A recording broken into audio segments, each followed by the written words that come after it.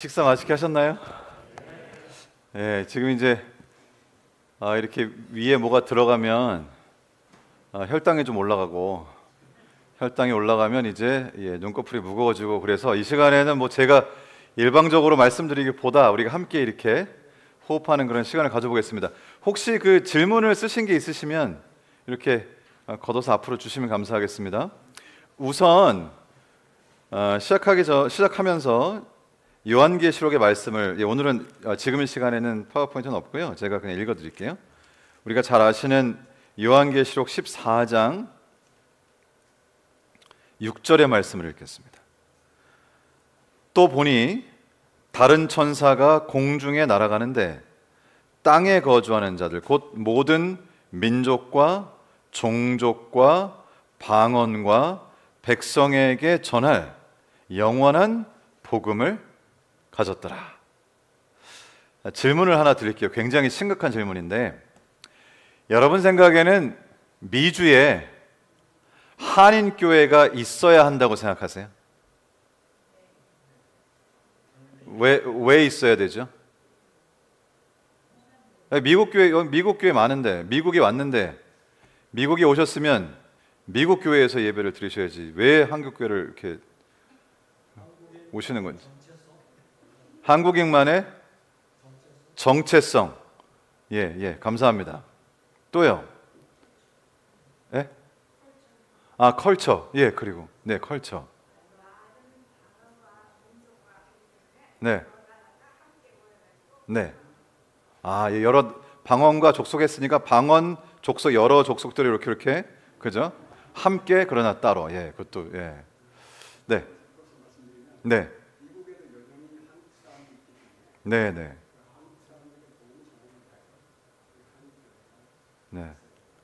아멘. 감사합니다. 그 한인교회가 없으면은, 저도 지금 제가 공부하는 중에 잠깐 미국 교회에 있는 거지, 한인교회에 있으면은 목사님이나 저나 큰일인데, 그죠? 실제로 여러분 지금 미국에서 예를 들면 우리 재림교회 뭐 여러 교단이 있지만, 재림교회가 성장하는 것은 주로 이제 이거 보통 이제 에트닉 그룹이라는 표현을 쓰죠, 그죠? 이민교회. 주로 이민교회, 그러니까 재림교, 일단 한 가지 먼저 개신교회 중에 그래도 재림교회는 개신교회가 다 지금 디클라인하고 다 잘 안 되는 트렌드로 들어갔거든요.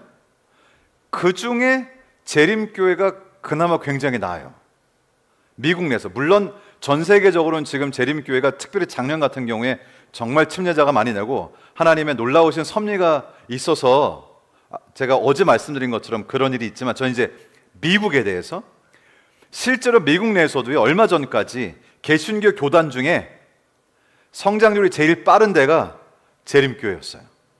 지금은 그렇지 않아요. 지금은 미국 내는 조금 둔화됐어요. 그러면 미국이라는 나라에서 이렇게 어느 정도 교회가 성장하게 되는데 원동력이 되는 것이 이민교회일까요? 아니면은 미국 교회, 즉 영어를 쓰는 미국 교회일까요? 어느 교회요? 이게 미국 교회, 이민교회 발음이 비슷하고 굉장히 헷갈리네. 자, 이민교회라고 생각하시는 분 아멘 해주십시오. 미국 교회라고 생각하시는 분도 아멘 해주십시오. 일단은 이민교회 쪽으로 많이 기울었어요. 실제로 통계에 따르면 미국에 있는 재림교회는 이민교회가 아니면 벌써 크게 이제 추락하는 그런 방향으로 갈 수 있었습니다. 미국에 있는 교회가 성장하는 것은 사실은 이민교회 때문이거든요. 여기서 말하는 이민교회는 자국의 언어를 쓰면서 자국의 언어를 쓰는 예배가 있는 교회를 말하는 거예요.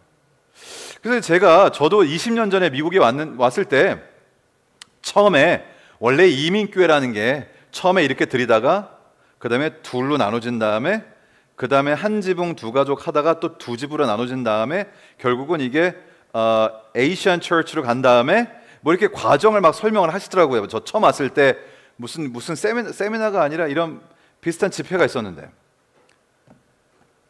그래서 원래 계획대로라면은 EM이 굉장히 커져서 뭐라 그러셨냐면 EM 교회가 한인 교회를 전수를 할 거라 그랬거든요.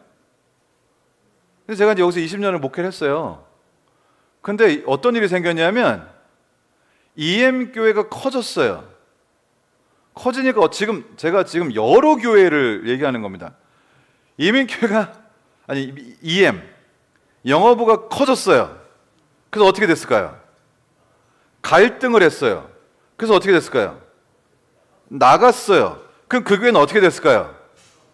수석 장로님이 중국 분이 되셨어요. 그래서 이제 아시아 교회 비슷하게 하다가 그 다음 단계는 그 다음에 그냥 다 띄워버리고 애드벤티스트 처치가 돼서 그냥 일반 미국 교회가 돼버렸어요. 이 얘기가 이게 지금 어느 교회가 콕 찍어서 말씀을 죄송하니까 제가 대충만 얘기하겠습니다만, 예를 들면 이런 거였어요. 어떤 교회는 이렇게 예배를 드리다가 영어부가 커졌어요. 그래서 그 영어부가 본당을 쓰고 싶어 해요. 근데 본당을 여러분은 안 그러시겠죠? 11시가 거룩한 시간이거든요. 11시부터 12시까지가. 그래서 11시를 국어부, 영어부 중에 어느 예배가 할 것이냐로 갈등하시다가 결국은 갈라졌어요. 갈라서 그 다음 얘기까지 하면 너무 구체적이니까 여기까지만 하겠습니다. 어느 교인지 또 아시는 분들 계실 수 있으니까.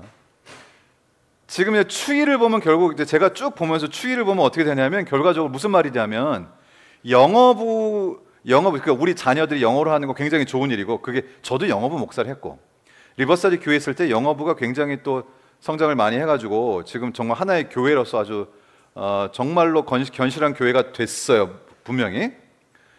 그런데 한 가지 제가 여러 교회들의 통계를 좀 이렇게 나름대로 조사를 해보면서 깨닫는 것은 뭐냐면 결국 한인교회 혹은 EM까지도 성장하는 데 있어서 원동력은 이민교회로서 한인교회 같으면 한국말을 하는 예배가 얼마나 활성화되는가에 따라서 나머지도 같이 가고요. 어떤 교회는 예를 들면 국어부 예배가 이제 너무나 줄어드셨어요. 그 EM은 잘 됐어요. 나중에는 어떻게 되냐면 EM에 다른 미국 분들이 들어오시고 또 미국 교회가 그냥 되고, 그리고 이 국어부 예배에 계신 분들은 거기 이렇게 분교처럼 이렇게 옆에 이렇게 계시고, 나중에는 한국 예배가 없어지는데 우리가 잘 기억할 것은 아까 뭐라 그랬죠? 미주에 있는 재림교회 원동력이 미국 본교회라고요? 아니면 이민교회라고요? 그러니까 이 세대를 열심히 키워서 한국적 정체성이 줄어들고 미국 교회 쪽으로 가면서 성격이 바뀌면 이렇게 디클라인하는 미국 교회 주류에다가 넣어주는 거예요. 그 무슨 말이냐면 성장하는 이민 교회에서 빼서 저 자꾸 이렇게 내려가는 본교에 넣어주는 거가 되잖아요, 결국은. 그러면 전체적으로 결국은 성장이 좋아질까요, 둔화될까요? 결과적으로는 둔화되는 거예요. 이상한 현상이 지금 벌어지는 거예요.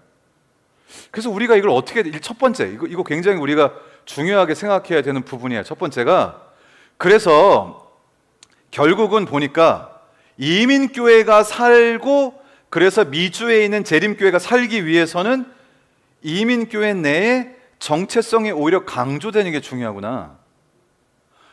또 이 얘기를 왜 하냐면, 여러분 예전에는 그 미국에 오시면은 아이들을, 제가 되게 재밌다고 생각하는 거는,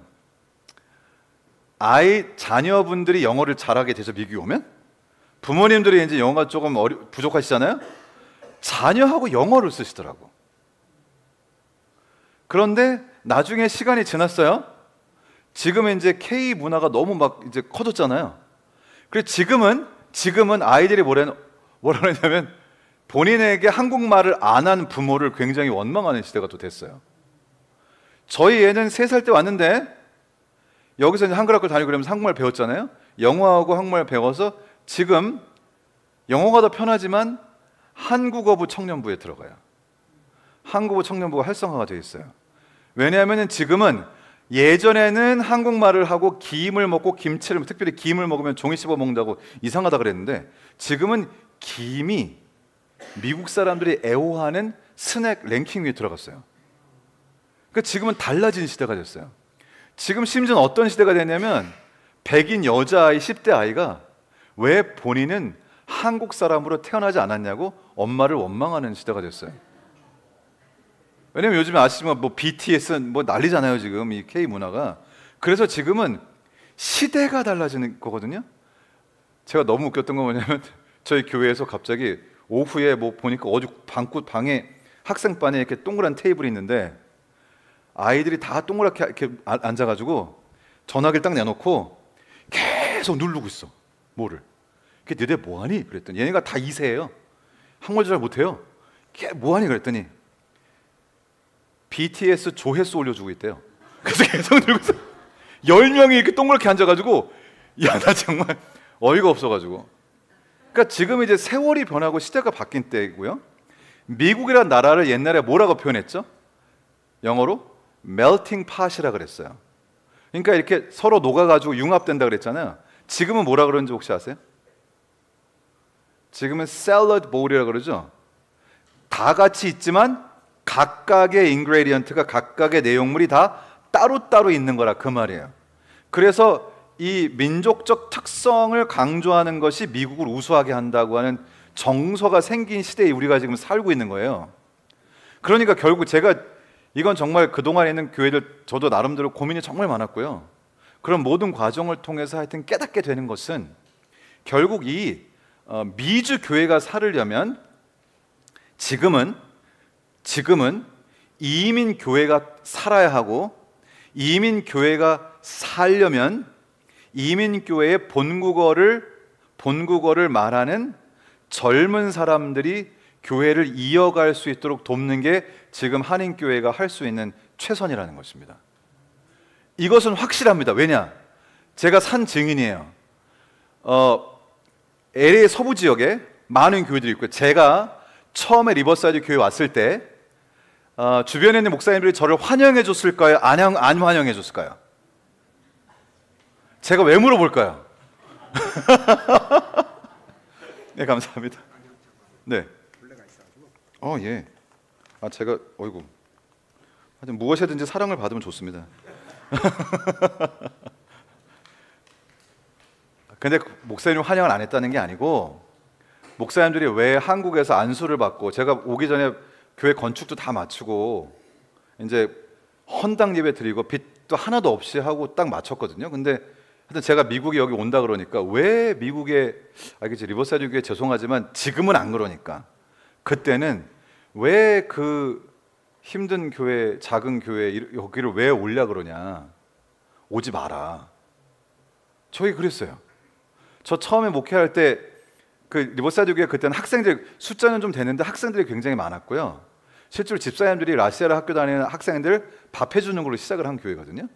그리고 이제 제가 그때 왔을 담임 목사님 하셨던 이문일 목사님하고 사모님이 청년들, 학생들 집에다가 맨날 불러가지고 식사 맨날 해주시고 막 그렇게 해서 엄청 교회를 이제 젊은 교회로 키우시는 그런 때였는데, 기로가 있어요. 기로가. 그 젊은 사람은 사실 유학생들도 다 바일링거리고 영어도 할 줄 알잖아요. 이 사람들이 영어부로 들어갈 거냐 아니면은 국어부에 남아 있을 거냐의 문제거든요. 그래서 많은 교회들이 선택을 했어요. 이거 지금 혹시 뭐 유튜브로 나가나요? 예? 나가면 이거 곤란한데. 안 나가면 안 되나요? 그냥 얘기할 건 해야죠, 그죠? 네. 그래서 서부 지역에서 이제 서부 지역의 교회들이 나눠졌는데 어떻게 되냐면 나이로 나누는 거예요. 나이가 많으면 국어부, 영어부, 국어부. 나이가 어리면 영어부. 그렇게 나눴어요. 그렇게 나눈 교회가 있는가 하면 리버사이드 교회는 그때 유학생들 꽤 있고 아마 그래서 그랬겠지만은 그렇게 안 나누고 젊은 사람들도 영어를 할 사람은 가고 한국말을 좀 할 줄 아는 사람 무조건 다 국어부로 왔어요. 그러니까 그때로부터 점점 키워져 가지고 국어부 쪽에도 젊은 청년들이 굉장히 많은 교회로 발전을 한 거죠. 그때 학생이었던 사람들, 그때 유학 갔던 사람들, 그런 사람들이 뭐 결혼도 하고 직업도 갖고 하면서, 특별히 그쪽 지역은 또 로마린다가 옆에 있으니까 뭐 치과 공부도 하고 의대 공부도 하고 간호학 공부도 하고 이렇게 하면서 졸업을 하고 이제 직업을 갖고 돈을 벌기 시작했잖아요. 그러면 이제 어떻게 어디로 갈까 남아 있을까? 그럴 때 대체로 여러 가지 이유가 있지만 교회 때문에 이동의 장소를 결정하는 경우가 많아요. 근데 그때 많은 청년들이 교회에 남았어요. 그리고 그때 정말 학생, 보고 있으면 좀 목사로서는 참 재밌는 부분이에요. 처음에 유학 오면 꼬질꼬질해가지고 돈도 없어가지고 막 그렇게 시작을 하는데, 졸업을 하고 뭐 의사가 됐대 그러더니 이렇게 어깨가 쫙 펴지더니 이제 들고 다니는 가방도 바뀌고 뭐 이렇게 이게 뭔가 이게 전혀 이게 뽀얘지고 사람이 이러면서 이제 이렇게 그러면서 어떻게 됐을까요? 그분들이 학생 때부터 다녔잖아요. 그러니까 거기서부터 한국적 정서를 유지하면서, 그리고 거기서 교회를 위해서 봉사하면서 집사가 되고, 제가 이번에 좀 미안하다고 생각했던 거는 이렇게 제가 이동을 했더니 우리 젊은 분들이 장로가 많이 되셨더라고. 아, 그동안 저에게 억압을 당해서 못했나 봐요. 그래서 장로가 되셔가지고 아주 교회를 아주 열심히 지금 하시는 거 보니까 너무 좋아요. 그러니까 그분들이 이제 그러니까 학생으로 제가 봤던 사람들이 지금 장로가 된 거예요. 그러니까 이게 엄청난 거예요, 저한테는. 그러면서 저희가 교회를 지금 잠깐 말씀드린 그 큰 교회 건물, 원래 미국인 교회였는데 미국인 교회가 이제 더 이상 교회를 운영할 수 없을 만큼 숫자가 줄어들고, 이게 유틸리티부터 교회를 운영하는 게, 건물을 유지하는 게 어렵잖아요. 이게 결과적으로 이 일발사드 한인교회와 그 미국인 교회가 이렇게 합치면서 그분들과 이제 하나의 교회로 이제 소유권도 다 정리를 하면서 해서 들어가서 거기서 이제 한인교회가 주로 다 모든 비용을 감당하면서 했는데, 그런 모든 과정에서 앞장서서 일들을 했던 사람들이 다 우리 젊은 사람들이에요. 그분들이 교회의 주역이 되는 거잖아요. 제가 그래서 이 과정을 쭉 보면서 리버사이드 여기 영어부도 굉장히 헌신적으로 좋은 리더들이 많이 있어요. 그런데 같이 일할 사람들이 있는 거예요. 그러니까 다시 말하면 이게 나이가 어리면 영어부, 나이가 많으면 국어부가 아니고, 한국적 정서를 유지하길 원하는 사람들은 국어부 쪽에 남아있게 할 수 있을 정도로 국어부의 수용력과 포용력이 좋아서, 국어부 쪽으로 유학생들, 저희 아이처럼 어릴 때부터 여기서 자랐지만 한국말을 좀 할 줄 알면 올 수 있는 곳으로 만들어주면, 결국은 그들이 이 한인교회의 정서를 이어가면서 교회의 미래를 책임지는 사람들로 커가는 걸 제가 옆에서 지켜봤어요. 그러나 안타깝게도 우리 LA 지역이나 그 서부 지역에 있던 그 큰 교회들이 그때 선택을 나이로 잘라서 젊은 사람들은 무조건 영어부 쪽으로 했던 경우에는, 시간이 차차 지나면서 영어부가 점점 없어져서 최근 몇 년 전에는 아예 저희 그 서부 지역에 영어부 예배를 드리는 교회가 몇 개 안 될 정도로 완전히 다 줄어들었었어요. 지금도 좀 마찬가지거든요. 그러니까 제 말은 영어부를 키워서 그렇다 이런 뜻이 아니에요. 이 한인교회는 한국어부가 아주 든든하게 서야 되는데, 한국어부가 든든하게 서려면 결국은 모세가 여호수아를 세운 것처럼, 또 모세가 백성들에게 신앙을 전수한 것처럼, 1세대가 2세대에게 신앙을 전수한 것처럼, 이제 기존에 계신 교회 성도님들께서 이 젊은 사람들을 정말 애틋하게, 소중하게, 귀하게 봐주셔야 된다고 그러는 거예요. 그래서 자꾸 만날 기회가 있어야 되고요. 지금 제가 여기도 와보니까 저희도 다 비슷해요. 예배 다 따로 드리고 이렇게 하니까 영어부도 우리 자녀들이지만 이렇게 잘 안 보이잖아요, 그죠? 그리고 만나면 말할 때 아무래도 좀 답답한 게 있으시잖아요. 그렇지만 한국말로 하는 청년들하고는 대화가 되시잖아요, 그죠? 그래서 어떻게든지 지금 이 지역에서도 한국말을 하는 그룹을 키워주시고 살려주시고, 그 역할을 이제는 교회가 해야 이 앞이 보인다는 거죠. 안 그러면 참 어려울 수 있어요. 지금 서부 지역에서는 그래서 젊은 영성이라는 그룹을 만들었어요. 젊은 영성은 서부 지역에 있는 한국말을 하는 젊은 사람들. 거기는 20대, 30대, 40대, 원래는 50까지로 정확을 했었거든요. 그런데 자꾸 오셔가지고 50 넘은 분들도 오시더라고. 그래서 젊은 영성이라는 그룹을 만들고, 또 젊은 영성을 서포트하는 그룹도 만들고, 그리고 나서 저희가 서부 연합 야영회를 아예 젊은 영성, 그러니까 젊은 층에서 야영회 전체를 주관하는 일을 또 했었습니다. 선교사들을 초청해서. 그래서 결국 이 교회가 살아남는 방법이 뭘까 생각해 볼 때 결국은 한국말을 하는 젊은 분들을 확보하는 길 밖에는, 이거는 제가 뭐 이론도 아니고요, 그냥 곁에서 실제로 지켜보고 제 눈으로 다 확인하고 저도 애써보고 저도 그 속에 있어보고 다 해본 결과 결국은 살아남는 교회에 한 가지 뚜렷한 특징이 있는데, 그것은 한국말을 하는 젊은 사람들이 교회에 올 수 있는 환경을 만들어주는 거예요. 그 제가 이제 그 리버사이드 교회에서 성경을 가르쳐서 침례를 주고 아주 신실한 젊은 커플이 있어요. 공부를 다 마치고 이제 치과 의사가 됐어요, 남편이. 그래가지고 다른 곳으로 이주를 했거든요. 그런데 전화가 왔어요. 목사님, 제가 진짜 한인교회를 다녀보려고 하는데 이게 문화적으로 너무 안 맞는 거예요. 안 맞는다는 거예요.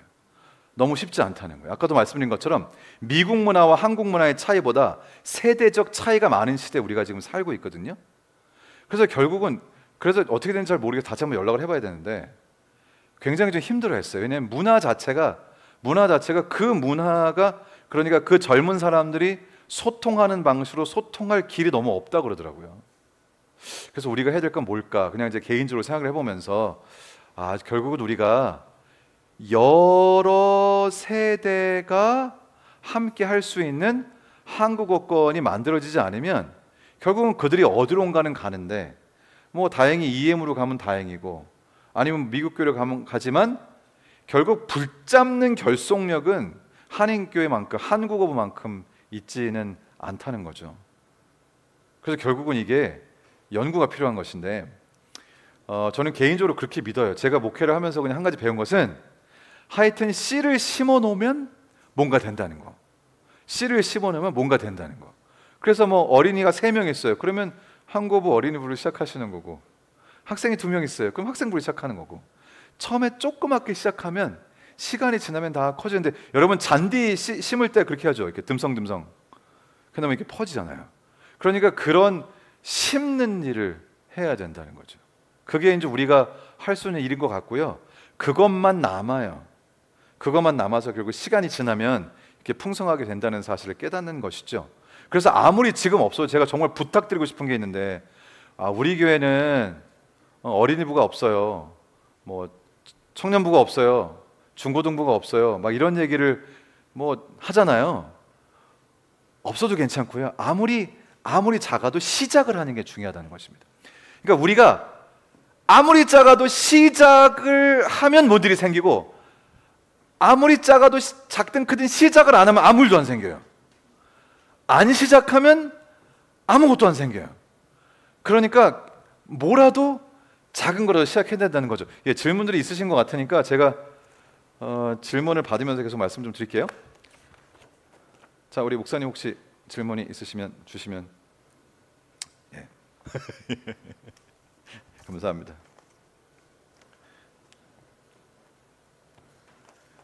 예, 예.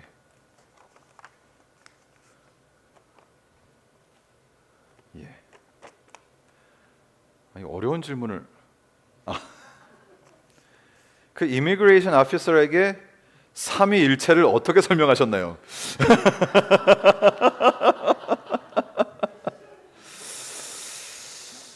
예, 삼위일체를 어떻게 설명하죠? 좋은 질문입니다. 네. 저는 이렇게 설명해요. 이건 제 설명이 아니고요. 삼위일체의 신학적인 정의는 보통 이렇다 그래요. 아버지 하나님과 성자 아들 하나님과 성령 하나님 세 분이 따로 다른 개체로 존재하시는데 목적과 뜻과 생각을 공유하신다, 이렇게 보는 것이죠.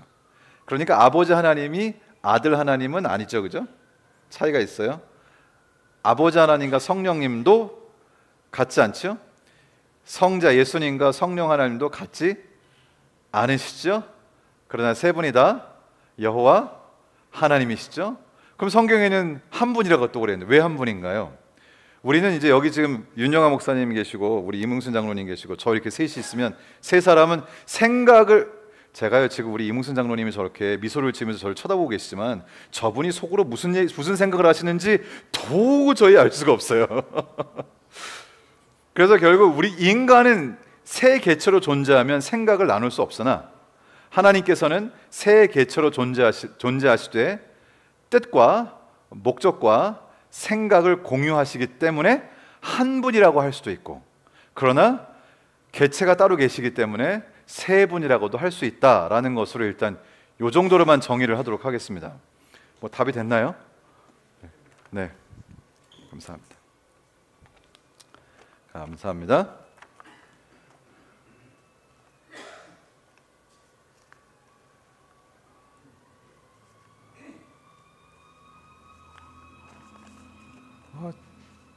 예, 제가 원하는 대로 질문을 해달라고 그랬더니 정말 원하는 대로 질문을 많이 하셨군요. 예.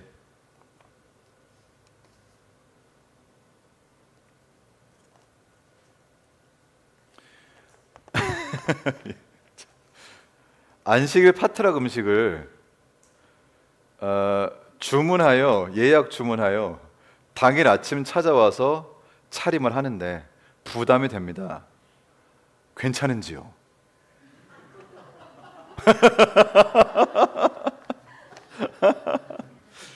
야, 이 강사를 곤란하게 하는 게 어떤 질문인지 정확하게 간파하셨네. 예, 제가 답을 드리겠습니다. 이것은 담임 목사님과 상의하시기 바랍니다. 예. 자, 그다음에 이거.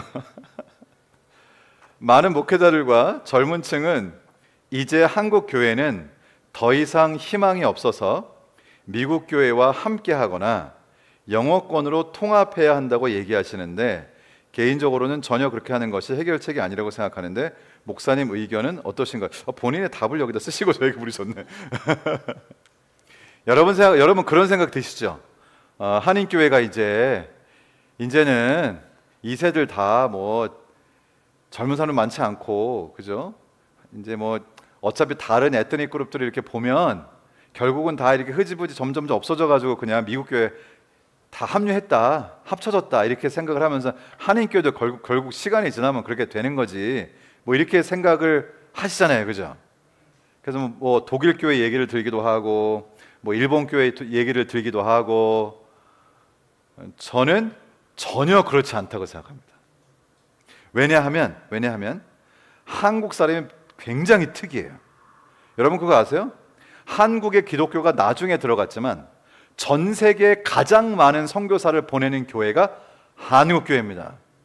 그리고 전 세계에서 교회 성장 이렇게 해서 견학을 가면 어디 갈까요? 한국 가요. 그래서 한국 분들은 특수하신 분들이에요.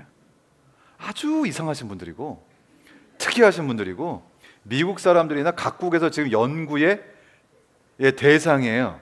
그래서 한인들이 다른 민족의 과거를 답습할 것이냐? 그럴 가능성이 저는 전혀 없다고 생각합니다. 왜냐하면 지금 이게 말도 안 되는, 여러분 실제로 지금 부가태지회 있죠? 지금 부가태지회 모든 부장님부터 시작해갖고 선교 학교 학장부터 다 누가 해요? 하나씩 다 한국 사람이 하고 있어요. 지금 결국은 한국적 정서를 갖는 것이 선교와 전도에 가장 유리하다. 그게 지금의 현상에 말해주는 거고요. 제가 지금 미국 교회 목회를 하잖아요. 미국 교회 형편이 한인 교회보다 하나도 낫지 않아요. 그러니까 지금 이게 한인 교회가 이제 이민 교회로서 이렇게 사그러져 가는 게 아니고 미국에 있는 모든 교회가 지금 그렇게 되고 있다는 뜻임을 우리가 이해해야 돼요. 여기서 한 가지 여러분께 꼭 부탁드리고 싶은 것이, 화인 여사께서 뭐라 그랬냐면 마지막 때가 되면 목회자들보다는 평신도들에 의해서 이 사업이 맞춰질 거라 그랬잖아요. 저도 그렇게 믿어요.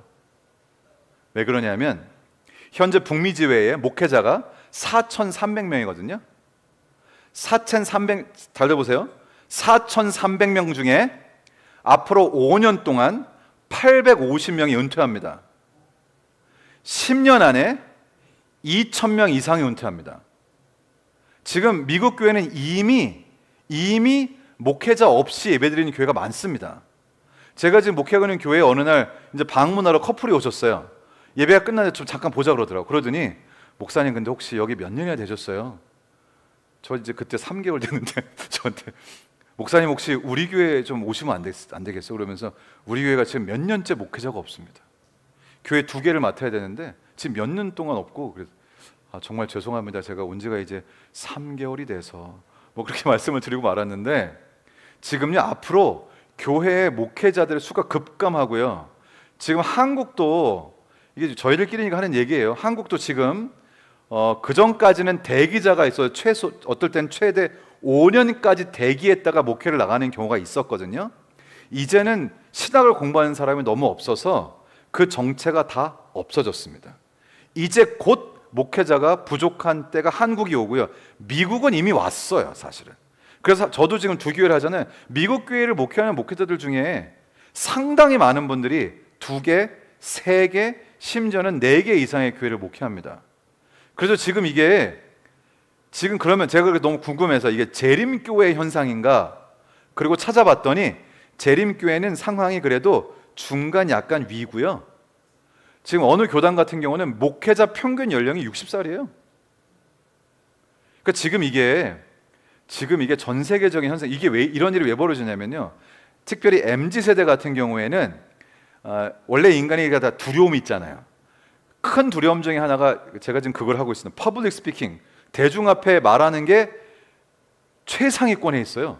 이 인간이 가진 두려움 중에. 그런데 지금 MZ세대가 가진 두려움은 뭐냐면 사람과 마주 보고 얘기하는 거. 그러니까 태어나서 얼마 안 돼서부터 전화기를 했잖아요.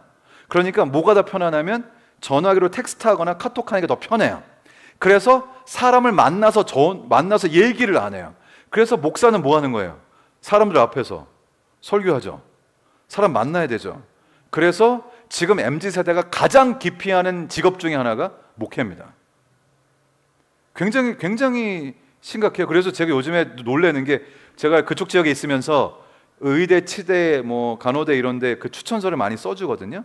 그럼 예전에는 어떻게 하죠?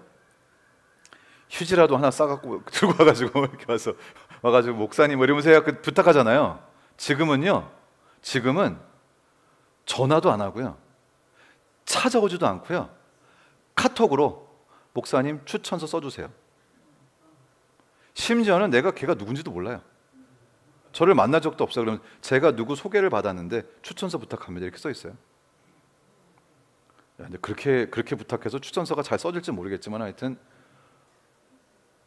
지금 이제 특별히 Z 세대로 내려갈수록 점점 더 그래요. 그래서 지금 우리에게는 우리가 해야 할 일이 아주 뚜렷하게 2가지예요. 하나는 한국말을 하는 젊은 사람들을 확보하여 평신도 지도자로 키우는 거예요. 그게 우리가 살 길이에요. 지금 저는 제 마음속에는 이게 딱 우리가 살 길이다. 이거 아니면 앞으로 진짜 큰일 나겠다. 요즘에요, 정말 이 국어부가 이제 젊은 사람들이 없으니까 자꾸 줄어드셔가지고 숫자가 많이 줄어드셔가지고 제가 목사님하고 전화하면 교인들이 자꾸 돌아가셔. 근데 지금 이게 정말로 우리가 지금 시점이 오늘 아까 오전에 말씀드렸지만 타이밍이 너무 중요한데 지금 요게 이제 우리에게 남은 얼마 안 되는 그 시간이에요. 이거 지나가면 어떻게 할지 모르겠어요. 그래서 지금 여기 이제 질문을 하신 것처럼 사실은 국어권, 영어권 통합을 하느냐, 같이 예배를 드리느냐 이런 것들이 핵심은 아니에요. 왜냐하면 어떤 교회는 보니까 통역을 하셔가지고 영어부도 들고 국어부가 같이 잘 하시는 교회도 있고 또 어느 교회는 예배를 따로 드리는 교회도 있고. 근데 여러분 생각해 보세요. 예배를 드릴 때 여러분은 어디를 보고 계세요 지금? 만약에 여러분이 예배를 볼 때 옆 사람을 계속 쳐다보고 있으면 이상하잖아요, 그렇죠? 앞을 쳐다보고 있죠, 그렇죠? 그러니까 예배 시간은 서로 간의 관계가 형성되는 시간이 아니에요, 사실. 그래서 예배 자체를 같이 드리냐 따로 드리냐 여기에 핵심이 있는 게 아니에요. 핵심은 마주보고 서로의 얼굴을 볼 수 있는 시간이 있느냐 없느냐, 얼마나 있느냐, 그래서 얼마나 전수하냐, 그분들을 이 개인적인 세팅에서 훈련을 하냐 안 하냐 이런 것들에 따라서 결국은 모든 게 좌우가 된다는 얘기죠. 그래서 우리가 지금부터 이 일을 시작했는데, 그래도 제가 여기 와서요 굉장히 너무 마음이 좋아요. 여기 오니까 찬양도 젊은 분들이 하시고, 돌아다니면 젊은 분들도 계시고, 여러분은 굉장히 행복하신 분들이고요. 저보다, 제가 사경에 다녀보는데요, 대부분의 교회가 제가 가면 제가 제일 어려요. 많이 그래요. 근데 이걸 진짜 심각하게 생각해야 되는 거거든요. 그래서 우리는 우리 지금 이쪽 지역에 아까 목사님 말씀하신 것처럼 이제 젊은 사람들의 유입이 많은 곳이기 때문에 이곳에서 어떻게 하든지, 실제적으로 지금 이곳에 있는 한인들의 평균 연령은 굉장히 젊어요. 어떻게 하든지, 그리고 한국말을 하는 사람도 굉장히 많아요. 어떻게 하든지 그 사람들을 접촉하고요, 학교를 찾아가고 유학생들을 찾아가고 해서 우리가 어떻게 해서든지 한국말 하는 젊은 사람들을 확보하고 정말 보석처럼 소중하게 생각해야 돼요. 결국 교회를 살릴 사람들이기 때문에. 그래서 어쨌든 서부 지역에서 그런 일들을 시작하면서 다행히 그래도 서부 지역에 그런 일들이 이렇게 몇 교회를 중심으로 이렇게 되면서 목회자들을 중심으로 젊은 사람들을 키우는 사역을 위한 그런 모임을 조직하고, 목회자들 중심이 돼가지고 자금을 모으고, 그리고 나중에 아예 야영회까지 전체를 운영할 만큼의 어느 정도의 힘이 생기고, 그런 일들이 있으면서 상당 부분 많은 것들이 달라지는 모습을 저희가 보게 돼요. 그래서 우리 그쪽이 다 좋다는 것도 아니고, 거기도 그쪽에서 스트러글하고 참 쉽지 않은 일들이 많이 있지만, 그러나 어쨌든 우리가 가야 할 방향이 무엇인가에 대한 이해는 있어야 된다고 생각이 듭니다. 제가 지금 두 번째 질문도 답을 드린 것 같아요. 교회에서 한국어권과 영어권을 분리해서 예배하는 것이 장단점이 있겠지만 장점과 단점 중 어느 것이 더 큰지요? 그건 모르겠습니다. 네, 이건 모르겠어요. 이건 크게 중요하지 않아요. 사실 예배를 따로 드리냐 같이 드리냐, 그건 중요하지 않고요. 같이 뭐를 많이 하셔야 돼요. 무조건 같이 뭐를 많이 하셔야 돼요. 그리고 전 연령층이 뭘 같이 많이 하셔야 돼요. 근데 제가 알기로는 워싱턴 스펜서빌 교회는 무료 진료도 하시고 무슨 행사를 하시고 굉장히 이 지역사회를 한다는 소식을 다른 교회들도 하시겠지만 제가 다 들을 수는 없으니까 이렇게 듣고 있는데, 굉장히 고무적인 일이라고 생각이 듭니다. 파틀락에 관심이 굉장히 많으신 것 같아요. 그래서 파틀락 할 때 고기 반찬이나 모든 세상 먹거리 나오는 거 정말 기준을 세워야 할 것 같은데, 이것도 누구하고 의논하시라고요? 우리 담임 목사님하고 잘 의논하시면 되겠습니다. 감사합니다. 그리고 기도할 때 공중 기도 시 우리들의 일주일 동안의 죄를 다 회개합니다라고 하는 건 좀 아니지 않을까요? 잘 모르겠어요. 이것도 담임 목사님하고 아시죠? 이건 제가 대답할 일은 아닌 것 같고. 자, 그 다음에 개신교회만 있는 동네에 살면서 개신교인들과 친해지고 그 교회를 통해서 커뮤니티에 봉사할 기회가 많은데, 아직까지도 개신교회에 가면 불편한 마음 때문에 마음껏 봉사하거나 참여하지 못합니다. 어떤 게 좋은 방법일까요? 적극적으로 참여하자니 개종시키고 싶어하는 주위 분들에게 미안하고, 참여 안 하자니 주위 커뮤니티에 아무것도 안 하는 것 같습니다. 이것에 대한 직접적인 답을 드리기보다는 이제 그냥 했던 경험을 좀 말씀을 드릴게요. 하여튼 제가 지금 리버시티 교회 있지도 않으면서 자꾸 그쪽 얘기해서 죄송한데 최근까지 있어서 어쩔 수 없는 것 같고요. 리버시티 교회에서 있을 때 어떤 일을 하게 됐냐면, 그것도 제가 시작한 거라고 볼 수는 없는데, 본래 그 교회 본 주인이던 미국인 교회 교우님들, 목사님이 IEHP라고 로우 인컴 저소득층들을 위한 카운티에서 운영하는 의료 보험 회사가 있어요. 근데 그 회사 조금 이렇게 관계를 맺으시고, 파킹, 그러니까 논리가 이거예요. 그 의료보험 회사는 카운티에서 일정한 금액을 받으시거든요. 그러면 일정한 금액을 받으시면은 환자가 많은 게 좋을까요? 적은 게 좋을까요?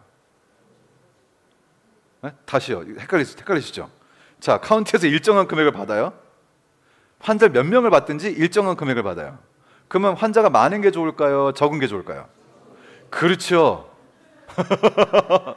그래서 이분들이 어떻게 하면 환자가 적어질 수 있을까? 그래서 뭘 하기 시작했냐면, 그러면 주민들을 건강하게 하면 되지. 그러면 건강하게 하는 방법이 뭐가 있을까? 야채를 먹여야 되겠다. 그래서 야채 도네이션을 왕창 받아가지고 그걸로 무료로 야채를 나눠주는 거예요. 근데 이제 야채를 가지러 오는 그 도네이션 하는 데서 이제 트럭 오는데, 그 트레일러가 트럭이 엄청 길어요. 그러니까 웬만한 데서는 들어와서 유턴을 해서 못 나가요. 그러니까 주차장에 큰 데를 찾다가 이 교회를 찾은 거예요. 그래서 와서 이렇게 한 바퀴 돌아서 다 내려놓으면, 보통 한 주에 이제 그때 한 주에 한 번씩 왔는데, 오면은 요 팰럿이 뭔지 아시죠? 이만한 덩어리 팰럿으로 20개를 내려놓고 가요. 그러면 20개의 팰럿을 내려놓고 가고 나면, 그 다음에 이제 자원봉사자들이 그거를 다 봉지에 담아가지고 해서 나눠주는 일을 하는 거예요. 근데 팬데믹 기간 동안에 이제 그게 굉장히 인기가 있었어요. 근데 팬데믹이 끝나고 나서 이분들이 이제 다시 이걸 자기네가 못하는데 누가 해야 되는데, 이제 팬데믹 끝났으니까 자기네 오피스로 돌아가야 된대요. 그래서 저한테 오더니, 혹시 니네 교회가 이거를 그냥 테이크오버를 안 할래? 그러는 거예요. 니네가 안 할래? 그래서 제가요, 좀 무모한 데가 있어요. 그래서 하지 뭐 그랬어요. 그래가지고 그 다음부터 그걸 이제 교회가 운영을 하는 거예요. 그러니까 그게 얼마나 엄청나냐면, 그 정도를 가지면 2,000 가정에 무료 야채를 나눠줄 수가 있어요. 과일과 야채를. 그래서 이제 그 일을 시작한 거예요. 그래서 우리가 어떻게 했냐면은, 이제 그걸 이렇게 다 모아서 일반 가정도 주지만 특별히 우리 한국 사람들한테 잘해줘야 되니까 좋은 것만 모아가지고 한국 사람들 것만 따로 해가지고 다 이렇게 담아가지고 한국 사람들 주소를 다 확보를 해가지고 그쪽 지역에 계시는 한국 분들 가정에 그것도 배달을 가기 시작했어요. 그래서 그걸 몇 년 동안 한 거예요. 그게 이제 팬데믹 후에 우리가 테이크오버를 했지만, 그 전에도 배달은 했거든요. 어쨌든 그걸 하면서 저희가 느낀 거는 뭐냐 하면, 이런 과정을 통해서 IHP, 또 C, 그 다음에 뭐 거기는 다른 교회들, 그리고 처음에는 이거 이제 우리가 다 할 수가 없으니까 그 지역에 있는 비영리 단체들의 대표들이 오셔가지고 그분들이 가져가셔가지고 또 그분들이 나눠진 일을 하셨어요. 근데 어찌 됐든지 그런 일들을 이제 1년에 한 번 하는 게 아니라 한 주에 한 번씩을 하니까 안식일 교회에 대한 이해와 태도가 너무 많이 달라지더라고요. 그래서 이제 나중에는 그 봉지에다가 이제 뭐 시대의 소망, 정로의 계단도 넣고, 뭐 교회 소식도 넣고, 전화번호 스티커도 만들어서 뭐 붙이고 뭐 이렇게 하면서 이제 나눠주기 시작하고, 그러면서 이제 그 얘기를 듣고 봉사를 오시는 교인이 아닌 분들이 오기 시작하시는 거죠. 그러니까 우리가 이제 개신교회 가서 봉사를, 저는 이건 이제 개인적인 생각이에요. 저희가 그걸 주최하고 했지만 교인이 아닌 분들이 굉장히 많았고 외국 분들도 많았거든요. 그런데 거기서 무슨 교회, 교단 이런 거에 대한 그런 서로 간의 어떠한 텐션도 없었어요. 그래서 결국은 이게 봉사라고 하는 것은 동일한 목적을 가지고 어려운 분들을 돕자고 하는 것이고, 많은 분들이 거기에 다 동의하는 거기 때문에 그것에 대해서는 우리가 그냥 당당하게 하는 것이 좋지 않을까 하는 생각이 들면서, 이제 이렇게 개신교회 가서 하시는 것도 매우 좋은 일이라고 생각해요. 개신교회 가셔서 같이 활동을 하시고 그분들도 오셔서 하시고, 그리고 우리가 대부분 알겠지만 일반 개신교인들과 우리 교인들이 같이 계시면 우리 교우님들이 훨씬 신앙적으로 보여요. 훨씬 신앙적이고, 모르겠어요, 제가 보는 견지에서는. 그래서 이게 같이 뭐를 하시게 되면은 우리 교회에 대한 좋은 이미지를 또 가지시거든요. 그래서 여기 이제 이런 질문을 주셨는데, 어쨌든 뭐 염려 없이 하시고 더 좋다면, 제가 사실 하고 싶은 게 두 가지가 있어요. 하나는 뭐냐면, 지금 제가 이제 여기 계신 분들께도 좀 부탁드리고 싶은 건 뭐냐면, 미국 내에 노는 교회가 그렇게 많아요. 그러니까 교인들이 줄어들어가지고 교회가 텅텅 비어가지고 우리가 거기 가서 예배 드릴게, 간판 우리 교회로 바꿔도 돼? 그러면 좋다고 그러는 데도 많아요. 그러니까 지금 우리가 할 일이 뭐냐면 근처에 빈 교회가 있는지 찾아봐야 돼. 그래서 공짜로 주겠다는데 그렇게 많아요. 여러분 이게 이해를 하셔야 돼요. 정말로 지금 교회들, 이게 좋은 일은 아니죠. 교회가 힘들어지는 거니까. 그러나 그래서 제가 어떤 생각을 모르겠어요. 제가 지금 어떤 생각을 좀 하고 있냐면, 미국 내에 있는 공짜로 가져가려는 교회 리스트를 뽑아가지고 데이터베이스를 만들어서 우리 재림교회, 교회 없는 교회들을 위해서 우리가 한번 연구를 해보면 좋겠다. 제가 그 생각을 좀 하나 하고 있고요. 그 다음에 미국에 뭘 그렇게 먹을 거를 주겠다는 데가 많아요. 남아 나서 그냥 버려요. 저희도 다 나눠주고 하면 엄청 버리거든요. 그거. 그래서 저희가 또 뭘 해야 되냐면, 나눠주고 나서 버릴 때를 찾으면 가축 키우시는 분들이 또 그걸 가져가요. 그러니까 우리가 수고할 게 별로 없어요. 와서 다 싹싹 가져가세요 또. 그러니까 이게 그냥 남아 나서 못 나눠둬서 안달인 데가 많으니까 그런 데를 또 데이터베이스를 만들어가지고 각 교회가 네트워크를 형성하면 좋겠다, 그런 생각이 들어요.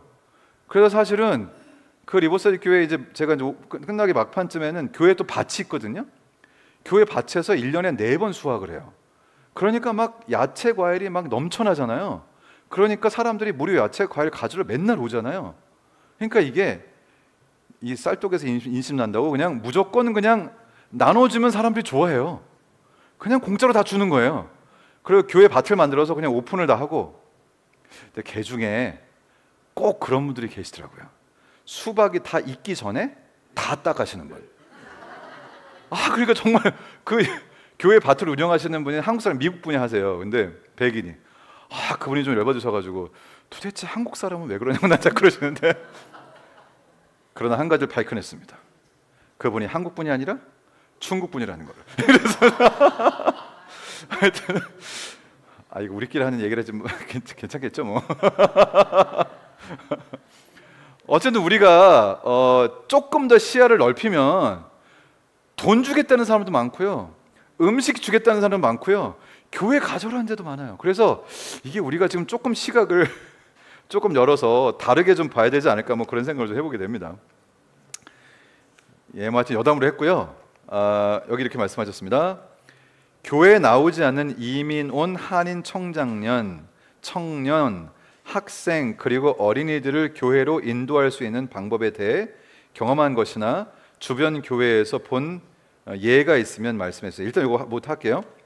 일단요, 제가 보니까 일반 개신교회에서 하는 방식은 굉장히 단순하고 확실해요.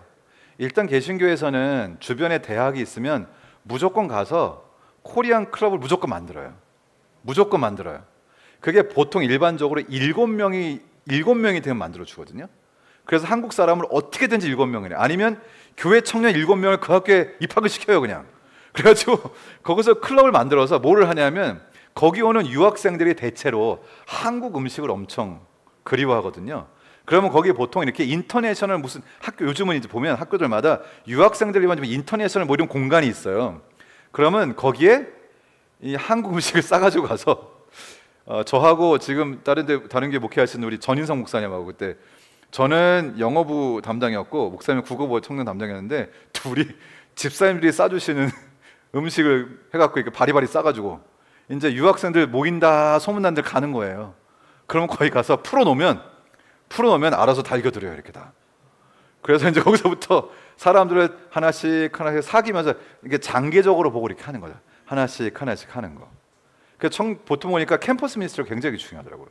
제가 영어부 할 때는 어떻게 했냐면, 물론 라시아라 같은 경우는 우리 학교는, 그러나 라시아라도 교회 남학생이 굉장히 많아요. 그래서 어떻게 하냐면 기숙사 로비에서 다 보이는데 정 가운데서 몇 명을 모아놓고 성경 공부를 해요. 그러면 갑자기 지나가던 학생이 나도 껴도 되냐고, 끼라고 이렇게 하고 이렇게 껴가지고 그렇게 해서 뭐 꼭 한국 사람만이 아니라, 그래서 이제 어떻게 하냐면 한 번은 영어로 하고 한 번은 한국말로 하고, 그렇게 하면 그런 것들이 의외로 관심을 또 기울이는 경향이 있어요. 어쨌든 이게 대학생들을 하려면 캠퍼스 미니스트리 안 하고는 뭐 할 수가 없어요. 보니까 캠퍼스 미니스트리를 하면 몇 명이라도 결실이 있어요, 결과적으로. 그래서 저희도 거기서 이제 침례자도 나고 이렇게 했는데요. 그게 굉장히 좋았고요. 그 다음에 이제 어린이들 같은 경우는 한글 학교가 정말 좋은 것 같아요. 한글 학교들 하시죠, 그죠? 한글 학교에. 그래서 한글 학교를 지금 한글 학교를 지금 같은 경우는 온라인하고 인퍼슨 하는 거랑, 그러니까 실제로 하는 교실에서 하는 거랑 온라인으로 하는 거 두 가지를 병행하니까 다 멀리 있는 곳에서도 오시고요. 그다음에 이제 아이들 데리고 오기가 좀 불편하거나 좀 이런 교통 체증이 있는 데서는 이제 온라인으로 하시는 분도 있고요. 근데 그게 상당히 효과적이고, 그리고 이제 어떻게 하냐면은 예를 들어서 금요일 날 오후에 이제 이렇게도 해봤어요. 금요일 날 오후에 이렇게 한글 학교를 하고 이제 교회에서 밥을 주는 거예요. 그러면 아이들과 그 부모들이 밥을 먹고 가요. 그러니까 교인 아닌 분들이 일단 교회에 발을 들여놓고 거기서 밥을 먹고, 그리고 뭘 했냐면은 그럼 밥 먹고 예배 시간이잖아요. 그 예배 시간 어린이 예배를 한글 학교의 일부처럼 이렇게 해가지고 원하는 사람들 한글로 또 가르치고, 한글로 성경을 가르치는 거니까 그분들 입장에서는 이제 한글 학교처럼 느껴지고, 뭐 이제 그런 식으로 한 적도 있는데, 하여튼 이런 일들이 그렇게 막 생각하는 것처럼 막 갑자기 잘 되고 그런 건 아니지만, 아까 말씀드린 것처럼 일단은 한번 심으면 뭔 일은 생겨요. 안 심으면 아무 일도 안 생겨요. 그러니까 무조건 뭐를 심어야 돼. 무조건 심어야 돼요. 그리고 학생들 같은 경우는요, 사실 이거는 저는 못해서, 왜냐면 제가 유스 패스터가 아니니까. 그런데 그 야채 나눠주는 그 무료 봉사하는 곳에 다른 그 주변에 있는 교회들, 미국 교회들 뭐 하는 교회들 목사님들, 장로님들이 막 오시거든요. 그럼 굉장히 많이 얘기를 나눴어요. 뭐 유대교 다니시는 분부터 시작해요. 근데 이제 거기서 청소년 사역을 굉장히 성공적으로 하시는 분이 있었거든요. 그 교회는 정말로 청소년들만이 하는, 뭐를 하냐면 교회에 농구 골대가 하나 있어요. 근데 참 거기는 농구 골대 한 개밖에 없는데 그걸로 대대적으로 광고를 해가지고 주변에 있는 중고등학생들 농구 토너먼트를 교회가 주최를 해요. 그러면 주변에서 중고등학생들이 목숨을 걸고 오는 거예요. 상품 걸고 해가지고. 이게 교인들을 대상으로 한 무슨 뭐 행운권 추첨 이런 게 아니에요. 이건 이제 거기 있는 커뮤니티에 있는 중고등학생들을 위해서 하는데, 그래서 그 교회가 완전히 거기는요, 아이들이 그 마당에 그냥 중고생들이 항상 보글보글해요. 그래서 보니까 그런 중고생들이 관심을 가지는 그런 종류의 이벤트를 교회가 일단은 열어주는 게 중고등학생들한테는 상당히 효과적인 것 같아요. 요 정도 하고요. 그 다음에 이제 마칠 시간이 거의 돼서 그 다음에 가정에서나 교회에서 부모나 조부모 세대가 자녀와 손주들과 부딪히며 함께하여 사랑을 키우는 경험이나 예를 말씀해 주세요. 영어권과 한국어권이 함께하여 하나 된 경험. 이렇게, 예, 알겠습니다. 예. 이거는 교회가 도와주는 거 좋은 것 같아요. 교회가 도와주는 거. 그러니까 뭐 지금도 이제 기억나는 건, 그렇다고 그게 여기는 그런 걸 하는 지도자가 있어야 되는데요. 현재 그 국어부에서 한 건 아니지만 리버사이드에서 그 영어부 쪽에서 시작한 거는 패스파인더가 굉장히 효과적으로 됐었거든요. 그래서 그걸 어떻게 하냐면은 패스파인더에 교사들이 부모님들이세요. 그러니까 기능교사, 교사 이렇게 부모님들이 하셔가지고 어떻게 하냐면 그 패스파인더에서 하도록 돼 있는 대로 하는 거예요. 그러니까 원래 고등학교 1학년까지인가가 본 멤버고 2, 3 그러니까 11학년, 12학년부터는 원래 카운셀러라 그래가지고 아이들을 돌보는 역할을 하고요. 그 다음에 부모님들이 기능교사, 뭐 캡틴부터 이런 것들을 부모님들이 하시는 거예요. 그래서 어떻게 하냐면, 그렇다고 부모님들이 기능이 있는 건 아니잖아요. 그런데 여기 미국은 보니까 좋은 게, 그때 제가 깜짝 놀란 건 교회를 갔더니 교회 마당에 뱀이 한가득한 거예요. 그래서 뭔가 그랬더니 패스파인더 시간에 그날은 뱀에 대해서 배우는 날이더라고요. 그래가지고 연락을 하면 그런 걸 해주는 업체가 있어요. 연락을 하면 뱀을 케이지 같은 데 해갖고 종류별로 수백 마리 뱀을 차로 쫙 가지고 와서 쫙 내려놓고 쫙 교육을 시켜주고 쫙 걷어가지고 가요. 그 다음에 소방서에 연락을 하면 소방서에서 와서 소방관들이 애들 교육 다 시켜주고. 근데 그런 것을 어레인지 하는 거를 부모들이 하는 거예요. 그래서 부모들의 룸맘 뭐 이렇게 해갖고 부모들의 그룹이 있고 학부모들이 그걸 운영하는 체계를 같이 잡는 거죠. 그렇게 하니까 아이들하고 고등학생까지 아이들하고 그 부모님들이 같이 활동을 이렇게 하는 건데, 이 일을 할 때 제가 꼭 부탁드리고 싶은 거는 영어부와 국어부가 같이 하거든요. 근데 영어부 같은 경우에는 아빠들이 그런 활동에 굉장히 적극적으로 참여하는데 좀 애로사항이 있었던 것은 한국적인 정서로 아빠들이 그런 곳에 참여하는 일이 사실 그렇게 정서상 쉽지는 좀 않은 것 같아요. 그래서 한국어부에 있는 젊은 아빠들의 어떤 모임을 통해서 실제적으로 아이들을 서포트하는 그런 동기를 부여할 수 있는 이런 시스템적인 장치가 좀 생기면 그게 굉장히 크게 도움이 되겠구나. 뭐 잘 안 됐기 때문에 하는 얘기예요. 도움이 되겠구나 하는 그런 생각을 좀 개인적으로 해봤고요. 그래서 교회가 할 수 있는 일은 어쨌든 여러 세대가 함께하는 일을 자꾸 주최하는 거죠. 자꾸 주최해요. 그래서 뭐 여러분 다 하시겠지만 저 이제 멕시코 이런 데 이렇게 선교 여행을 다 같이 식구들이 다 같이 할아버지 부모님 다 같이 전 세대가 다 같이 간다든지 교회에서 뭐 무료 진료 이렇게 해가지고 무료 진료 쭉 하고 식사 준비해주고 아이들 놀 수 있게 해주고 그러면 그거를 아이들은 아이들대로 청소년들은 청소년대로 이렇게 다 자신의 연령대로 자신이 맡은 것들을 하는 그런 행사를 자주 한다든지. 근데 이제 이런 것들은 하려면 아무래도 인력과 돈이 드니까 큰 거 아니라도 작은 거부터 같이 하는 거 참 좋은 것 같고요. 제 개인적인 기억으로 참 좋았던 거는 장로님들과 그리고 부모님들과 아이들이 다 같이 캠핑을 갔던 것 굉장히 좋았어요. 그래서 그 좌슈아 트리라고 있죠, 그쪽에 그 내셔널 공원 파크에 가서 밤에 별 보고 뭐 트레저 헌트 이런 거 하고 하면서 굉장히 좋았던 기억이 지금부터 지금까지. 근데 요런 행사를 할 때 한 가지 어려운 점은 엄마들이 텐트에서 자기를 싫어하신다는 거. 이제 그 문제를 좀 해결해야 되고, 그래서 처음에 텐트에서 자는 걸 싫어하셔서 나중엔 가까운데 호텔을 얻으시더라고.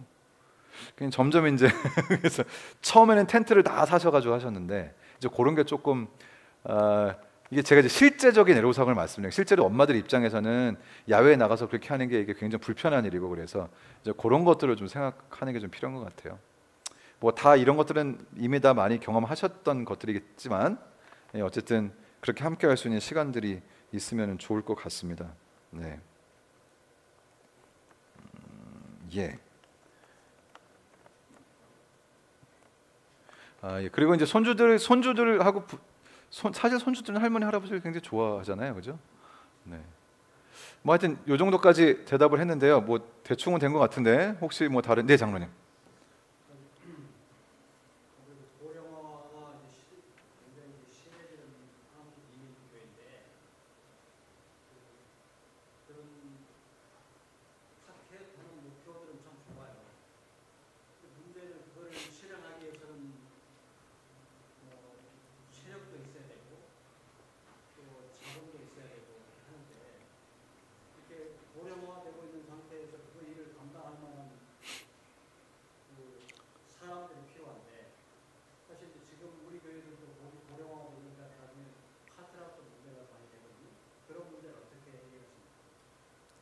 예, 예, 그 질문이 잠깐만. 그래서 파트락을 어떻게 하느냐가 질문이 아니죠? 네.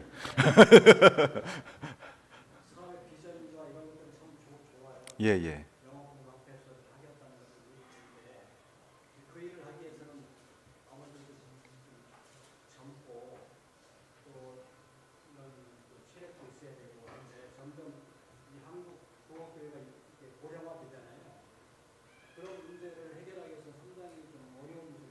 네, 맞습니다. 네, 네, 좋은 말씀입니다. 네, 네. 뭐 주신 질문 안에 뭐 어쨌든 제가 드리는 무슨 대답이 여러분도 그것을 정답으로 뭐 받으시는 건 아니니까 그냥 제가 경험한 안에서 그냥 저는 말씀을 드리는 거고요. 뭐 부족한 말씀이지만 하여튼 도움이 됐으면 하는 마음으로 드리고요. 일단은 그 지금 주신 질문 안에 대답이 어느 정도 들어 있는 것 같아요. 아까 말씀하신 것처럼 영어부와 이제 같이 뭐를 해야 되는데 이렇게 하셨잖아요. 그러니까 같이 하는 걸 시도하는 것부터 시작을 하는 것입니다. 같이 하는 것을 그러면 이제 돈이 제일 적게 들고 힘이 좀 적게 드는데 같이 할 수 있는 게 뭘까? 이제 이런 것들을 생각해 보시는 거죠. 그래서 그리고 또 제가 지금 계속 드리는 포인트 중에 하나는 작게 시작하는 거잖아요.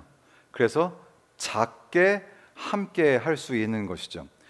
굉장히 예를 들어서 성경학교 같은 거에서 되게 좋았던 것은 뭐냐면은, 예를 들어서 성경학교 때 주차 정리를 해야 된다면 젊은 사람과 우리 장로님들이 주차위원이 되셔가지고 같이 이렇게 하신다든지, 예를 들어서 만약에 집사 시무를 뭐 그런 것도 시도를 해보시더라고요.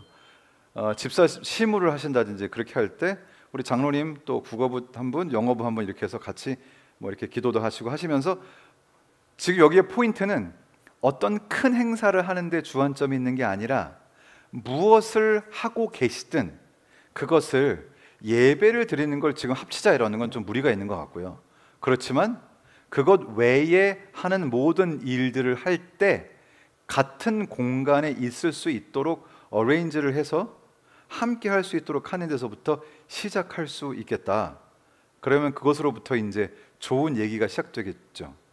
그리고 서로 좋은 일들을 계획하기 위해서 함께 하는 것도 도움이 되겠죠. 교회의 어떤 큰 일을 위해서 같이 모여서 이제. 근데 불편하잖아요. 그러니까 이 불편함을, 이게 뭐랑 비슷한가 하면은, 처음 보는 사람이랑, 제가 앤드루스에서 뉴욕 갈 때 50몇 시간을 버스를 타고 그레이하운드 타고 한번 간 적 있어요. 막 중간에 이제 학생 때니까 한 거죠. 중간에 뭐 거기 역에 내려가지고 뭐 벤치에서 자다가 다음 거 또 갈아타고 가고 막 이랬거든요.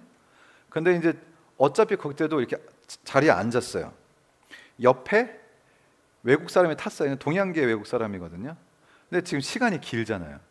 그러면 그럴 때 그 사람하고 내가 얘기를 하는 관계로 갈 건지, 그냥 요즘 흔히 쓰는 말로 쌩 깔 건지, 이거를 결정을 해야 되거든요. 그때 되게 그 결정의 순간이 있어요. 이거 말 한번 하기 시작하면 귀찮은데, 피곤해 죽겠는데 이거 꼭 이거 얘기를 해야 되나 이렇잖아요, 그죠? 그 순간이 매우 중요한 거예요, 사실. 그런데 제가 이제 그때 가면서 나중에 알고 보니까 하여튼 중국계 여자분이었어요. 근데 하여튼 말을 텄어요.